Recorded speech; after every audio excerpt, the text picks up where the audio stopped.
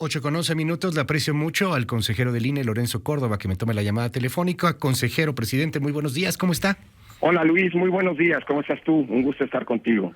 ¿Cómo sintió esta comparecencia? Ya nos hacía una crónica Angélica Melín, muchos gritos, muchos sombrerazos, muchos abrazos, incluso en algún momento. ¿Cómo lo vivió?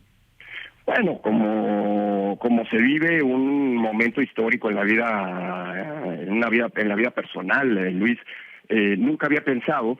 No estoy obligado a ir a la Cámara, a diferencia de otros funcionarios del Estado, pero como demócrata, como profesor de Derecho Constitucional, como funcionario de un órgano que es el órgano garante de la democracia en nuestro país, pues asistir a una invitación a la Cámara a discutir los temas presupuestales, y por cierto, ese fue el objeto, pero discutimos de muchas cosas más, pues es un verdadero privilegio.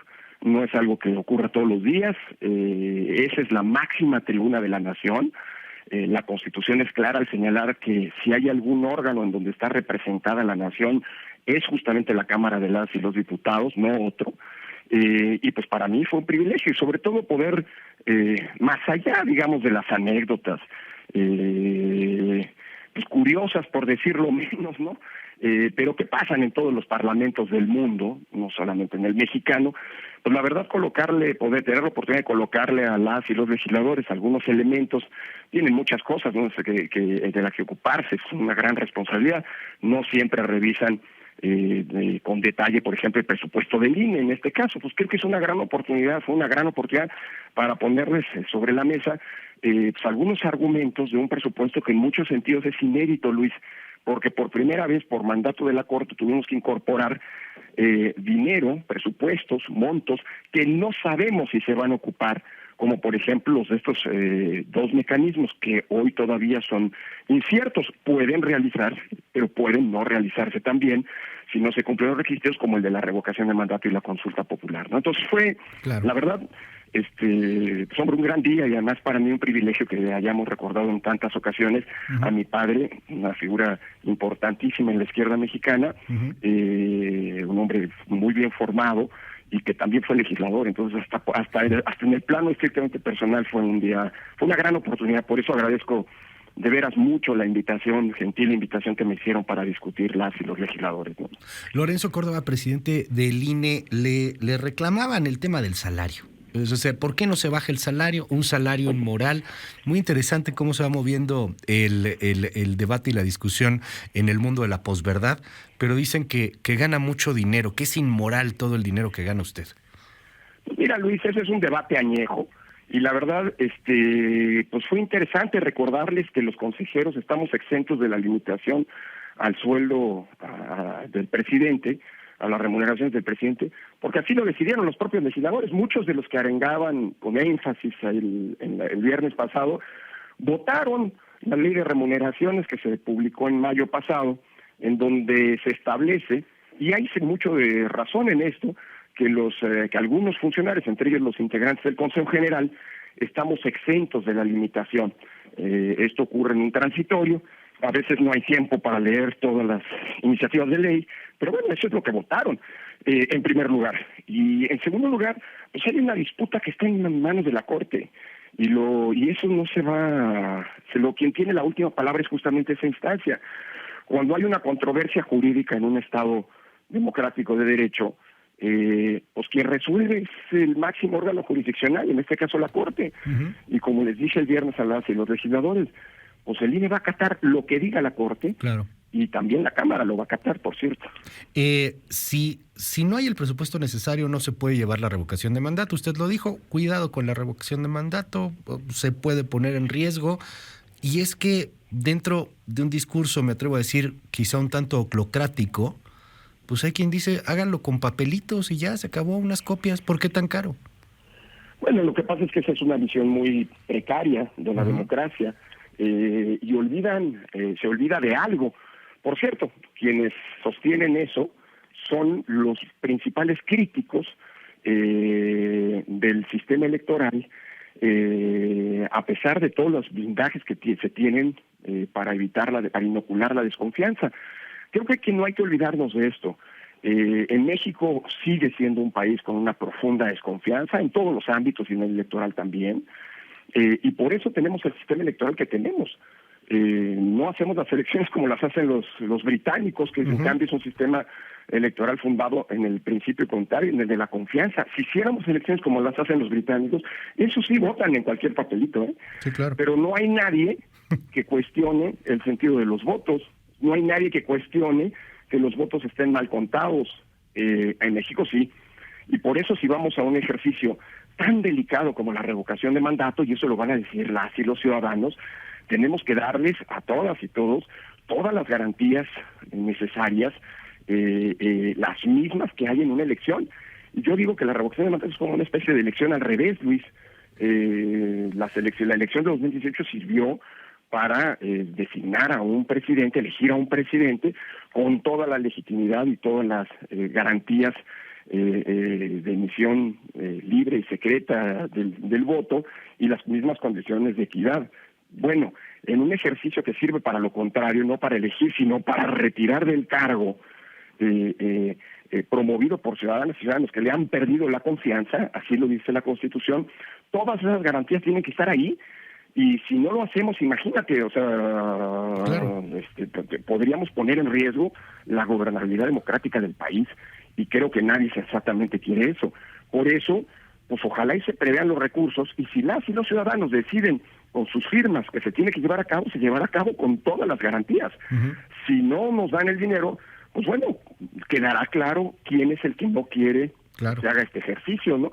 Porque ya vimos esta historia, se impide a un órgano que cumple adecuadamente su función y luego se le acusa de no querer llevarla a cabo, ¿no? El INE, lo digo con toda la franqueza, si lo deciden las y los ciudadanos, hará la revocación de mandato con todas las garantías.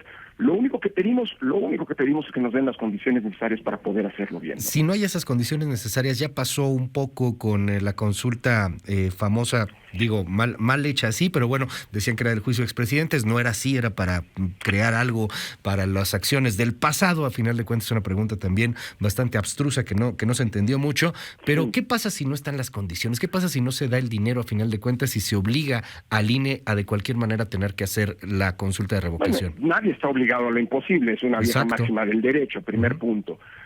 Segundo punto, pues el INE va a defender sus atribuciones constitucionales y va a defender a las y los ciudadanos. Eso que no quepa duda. Si los ciudadanos quieren revocación de mandato, el INE va a defender el derecho de la ciudadanía para que se lleve a cabo este ejercicio. Y si esto implica ir a la Corte, pues iremos otra vez a la Corte. Mira, de hecho, este presupuesto precautorio, como lo hemos llamado, es decir, estos 5.800 millones de pesos, es mucho dinero, sí, pero pues es lo que cuesta hacer elecciones en este país. No porque al INE lo defina así, sino porque así está en la ley. Poner 161,000 casillas, visitar a 12 millones de personas en sus domicilios, capacitar a 500,000 de ciudadanas y ciudadanos para que sean funcionarios de mesa, tiene su costo. Y la Suprema Corte de Justicia nos dijo que era lo que teníamos que hacer. Tú no puedes pedir dinero para una atribución que tienes si no lo preveíste adecuadamente en el presupuesto. Incluso si es un ejercicio, déjame decirlo así, de realización incierta. Hoy nadie sabe si va a haber revocación de mandato o consulta popular el próximo año. ¿Por qué? Porque apenas están juntando las firmas para la revocación de mandato, y la consulta popular la podría pedir el presidente, alguna cámara o la misma ciudadanía hasta el 15 de diciembre. Entonces hoy no sabemos no tenemos certeza de si estos ejercicios se van a llevar a cabo o no. Sin embargo, la Corte nos obligó a presupuestarlos porque nos dijo, tú no puedes argumentar que no sabías cuando es una posibilidad, entonces presupuéstalo. Así que hicimos justo lo que nos dijo la Suprema Corte de Justicia. Si se nos impidiera, si no se nos generaran los recursos para poder avanzar en este sentido, pues tendríamos que ir con la Corte, y la Corte resolverá. Ya nos dirá, bueno, pues la Cámara tuvo otras prioridades, por lo tanto no se hace la revocación de mandato, o obligará a las instancias hacendarias a darnos esos recursos, si ¿no? Pero eso lo definirá la Corte. Ojalá y no lleguemos a ese extremo. Si no se hace la consulta, entiendo, se regresa el dinero, por decirlo de alguna forma. Por supuesto, sí, cuando tengamos eso lo dijimos con todas las letras. Así es. Y se los dije a los legisladores el viernes. Si no se llegara a llevar a cabo la consulta o la revocación de mandato, de inmediato esos 5.800 millones de pesos, que se componen en 3.800 para la consulta y para la revocación y 2.000 para la consulta, se reintegrarían a la tesorería de la Federación. Lo que algunos legisladores han venido señalando es que, y se comentó el viernes, y entiendo que hay una iniciativa creo que de Movimiento Ciudadano, que se etiquete para qué iría ese dinero. Es decir, si el INE no lo ocupa y se regresa, pues que se diga a qué va, para que no sea un manejo discrecional y opaco de los mismos, de esos recursos, digamos, ¿no? Finalmente, consejero, déjame preguntarle algo. Yo lo he escuchado muchas veces hablar y decir, la democracia, por desgracia, no es un tema evolutivo. O sea, puedes regresar a otro tipo de gobiernos. Veía los datos del Latinobarómetro. A mí me parecen muy pequeños el hecho de que solamente el 43% de los mexicanos esté firmemente convencido de un sistema democrático, y más preocupante aún que casi pues un poquito más de 30% le apueste a un sistema totalitario. Estuvo ahí en medio de gritos, de sombrerazos, estuvo ahí en medio de un discurso en donde se inundaba la posverdad, las verdades a medias. ¿A poco no sintió que como que la democracia empieza a agonizar cuando pasan cosas así? ¿O cómo lo vio? No, Luis, mira, a ver, yo creo que los riesgos de la democracia vienen de otro lado. Los parlamentos son lo que son, hombre, por favor, aquí en cualquier lado del mundo. Mira, me gusta contar esta anécdota. Cuando yo estudié en mi posgrado, habiendo sido becado por la UNAM, un amigo de mi padre, al que por cierto, yo celebro mucho que se haya mencionado, salió a la luz varias veces, a mención varias veces el viernes pasado. Un amigo de mi padre me invitó, que era parlamentario, me invitó al Parlamento italiano, y no hubo sesión a la que no hubiera acudido en la que no había algún zafarrancho, golpes, insultos y qué sé yo. Es decir, el Parlamento es lo que es la representación de la nación, es la política descarnada con todas sus pasiones y virtudes también, por otro lado. Y bueno, pues eso es lo que pasó el viernes, así es nuestra Cámara, y eso no es que ponga en riesgo la democracia.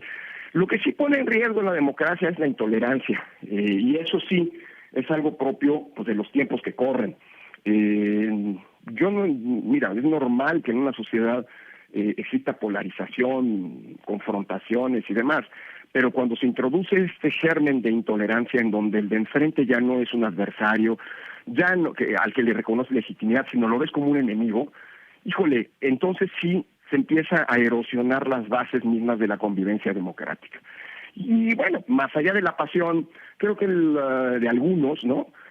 Creo que el ejercicio del viernes fue un ejercicio, para mí al menos, muy provechoso, pues porque, primero, porque se vio en público, y entonces todo el mundo puede ver quién es quién, ¿no?